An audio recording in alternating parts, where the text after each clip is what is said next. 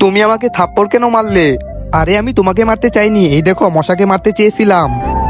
কোথায় মশা? এই দেখো। আরে কোথায় গেল?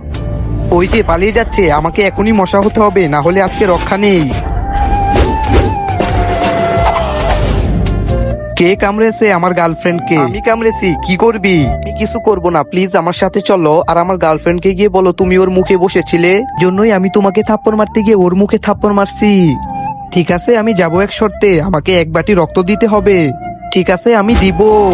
মশা ভাই বলো। শোনো, এ তোমাকে নয় আমাকে থাপ্পড় মেরেছিল, এতে এর কোনো দোষ নেই। সরি জান, আমাকে মাফ করে দাও, আমি তোমাকে ভুল বুঝেছি।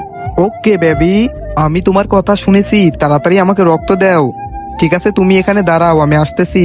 তার আগে দেখবো কারা শয়তানকে হারিয়ে আল্লাহকে ভালোবাসো। তারা ভিডিওতে লাইক আর সাবস্ক্রাইব করে দাও।